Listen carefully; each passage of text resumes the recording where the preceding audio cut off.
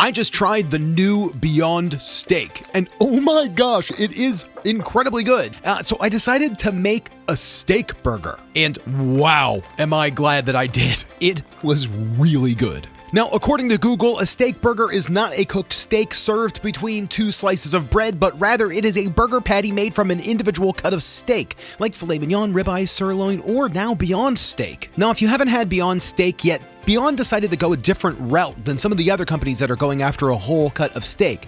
They decided to go with chunks, like meat tips. Now, at first I was really disappointed because I thought, well, really, everybody's done that before. But these tips are a little bit different. They are sincerely incredibly meaty, and that's because Beyond figured out a way to make incredibly thin layers of flavor, fat, and fake muscle fiber. And I'm telling you, when you cook it up, it is wild. I mean, look at that. And here, this is my first taste. This is amazing. This is delicious. That Beyond flavor isn't there-ish, but man, this is good. I think this is gonna make an insane burger. Let's do it. Now, the Beyond Steaks are about 21 grams of protein per serving, and the ingredients are fairly similar to stuff that we use on the show: garlic powder, onion powder, yeast extract, but they do have a little higher sodium at 300 milligrams a serving. So the way that I'm going to do this is I'm going to actually use 2 servings to create 4 burgers, or about a pound of meat. Now, you'll see how that works out in just a moment. I'm just going to start by roughly chopping this into like a ground beef consistency. Now, you can use a blender or anything like that. I just didn't want to go too far with it, and I wanted it to be really inconsistent. Now, that was about 1.5 cups of the Beyond Steak, along with 1/4 cup of textured protein crumbles, and 1 tablespoon of mung bean protein, 1 tablespoon of methylcellulose, 1 tablespoon nutritional yeast, and we are going to up the flavoring just a bit with some mushroom seasoning. I love this stuff. It is incredibly epic, and we're going to do about 1/2 tablespoon of mushroom seasoning. Now mix everything up to distribute those little powders, and now we're just going to do about 1 teaspoon of liquid aminos, or you could use soy sauce. And now the fun stuff. We're going to add about 1 capful of olive oil, a little bit of apple cider vinegar, and then some beetroot powder just to bring out that color. Now mix it in with about 1/2 cup of water, and now you're going to have kind of like a nice ground beef consistency, really. Now, the ingredient that I used, methylcellulose, is a really unique ingredient that's pretty irreplaceable, before you ask.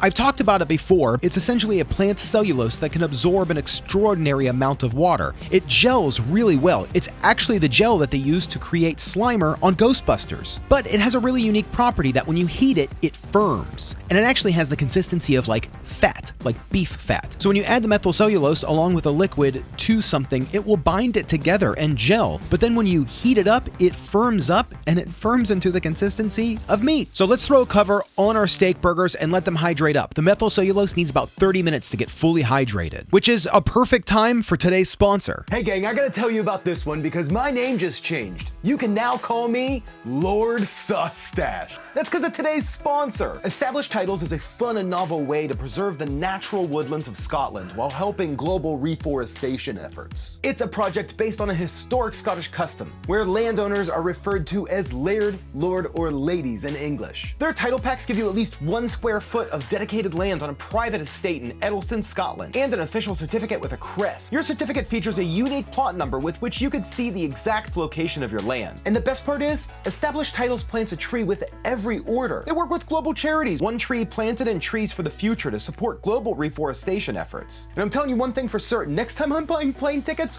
Lord will be the prefix to my name. Lord Mark Stache on those tickets. And Established Titles told me that the first 200 people purchasing title packs will effectively be right next to my plot, within a 2-minute walking distance. And depending on how many of you want to become lord or lady, we could end up building our own little Saucestache kingdom. That's so cool. So gang, this makes a great gift. I just bought one for my friend and I cannot wait to give it to him. And they also have couple packs with adjoining plots. And Established Titles is running an early Black Friday sale. And if you use code Saucestache, you get an additional 10% off. So head over to establishedtitles.com/Saucestache to get your gifts now. Everyone's gonna love it. It puts a smile on everyone's face. Established Titles, thanks for sponsoring today's video and providing such a cool, personalized, unique, and just all-out fun gift. Now, did that feel like a half an hour? Not to me. So now this is fully hydrated. Everything's looking really good. The meat is looking, I mean, it's looking pretty much like meat. Maybe a little off, but hey, this is a steak burger. So now let's make our burgers. I want to weigh them out to make sure that we have a good even size. We're going to do quarter-pounder burgers, just like you normally would. I'm just going to roll them into a ball and then press them down and shape them like a burger. And then we're going to have, and I'm only going to do 2 patties right now. I'll throw the rest to the side. Now, for Monica and I's burgers, I just like to keep the seasoning very plain and simple. I used to use my basic burger seasoning, but for this, I'm just going to do some salt, pepper, and a little bit of garlic powder. Now we're just going to get a heavy bottom pan, really nice and hot, toss in a little bit of olive oil, and then toss these in and let them cook. Now, once they're in, I kind of bring my heat down a little bit because I do want these burgers to cook for about 7 minutes total, about 3.5 minutes on each side. But you can see, they do look great. They're cooking up perfectly. Now, once we give it the flip, I'm going to give one of these some vegan cheese, specifically the Violife cheddar. I just want one to test plain as like the meat itself, and then one to test with like some vegan cheese to see if it makes a good cheeseburger. I mean, and these came out incredible. Now we just need to toast our buns, toss on a few pickles, maybe some minced red onion, and a little bit of ketchup. I mean, and then look at these burgers. I think this steak burger looks really good. Now we just need to know what Monica has to say. Is the Beyond Steak Burger better than a regular Beyond Burger? I think it's delicious. Yeah, hold on, let me take another bite. It's super steaky.